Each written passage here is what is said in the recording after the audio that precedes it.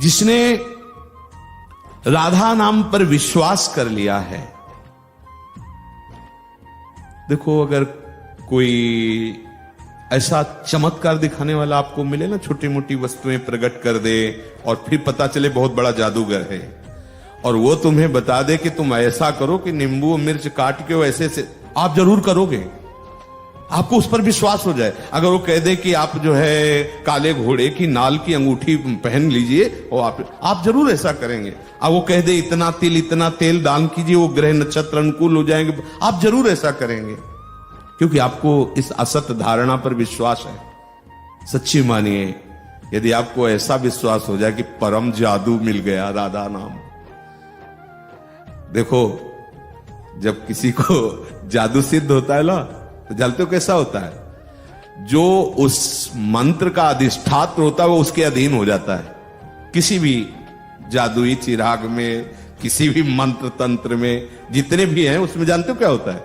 उसमें होता है, पहले उसकी परीक्षा होती है, जो उसको धारण करना चाहता है। यदि उसमें वो पास हो गया तो जो उस मंत्र का अधिष्ठात्र होता है वो उसके अधीन हो जाता है। फिर बोलता है हुक्म करो, क्या करना है। समझना, हमारे प्रभु जिस राधा नाम को रटते हैं, उस राधा नाम से बढ़कर कोई चमत्कार नहीं है, आप समझिए। और इस राधा नाम का जो जाप करता है ना, तो इसमें विराजमान जो शक्ति है वो जानते हो कौन है? साक्षात हरि है, साक्षात हरि।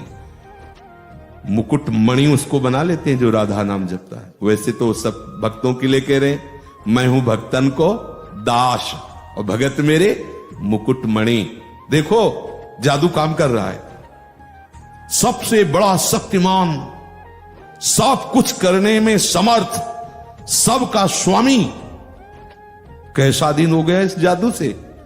कह रहा पग चापूं, सेज बिछाऊं, नौकर बनूं हजाम, हाकू बैल बनवा गडवारो, बिना तनख्वाह रथवान।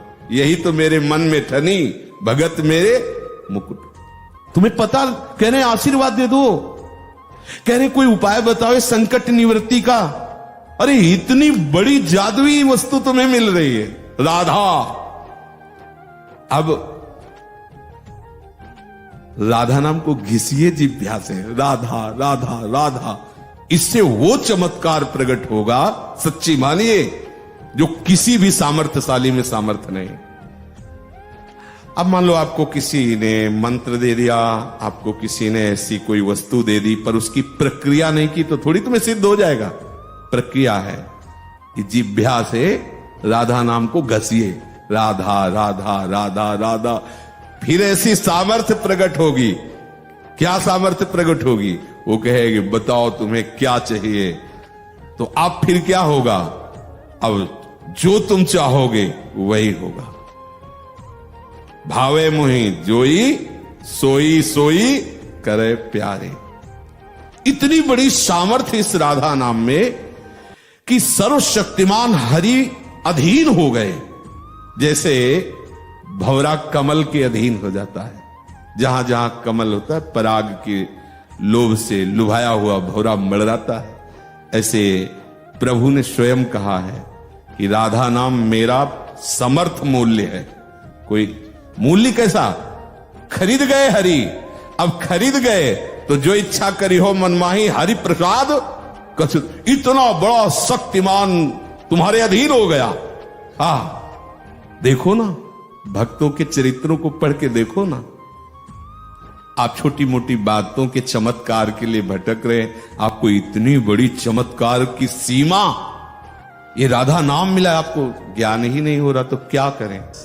वो दिन का इंतजार करो जब कोई भी श्वास राधा नाम के बिना ना व्यतीत हो। उसी दिन तुम देख लेना क्या हो जाएगा।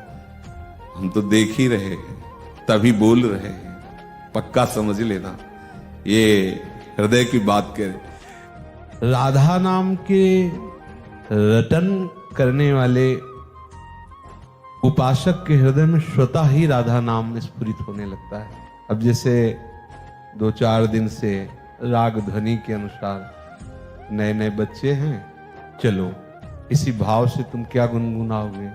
राधा राधा। कोई ध्वनि पकड़ लोगे, राधा राधा, इसका बड़ा प्रभाव पड़ता है। आप कहीं भी टहल रहे हो, गुनगुनाने लगोगे उसी ध्वनि में राधा नाम। बात तो आंतरिक राधा नाम की महिमा की है, उस ध्वनि की नहीं है। किसी भी भाव से राधा नाम उच्चारण करना मतलब अनंत अपराधों को नष्ट करके, प्रभु श्री कृष्ण को अधीन करके प्रिया चरण का अद्भुत प्रेम प्रकाशित करने में समर्थ है केवल राधा।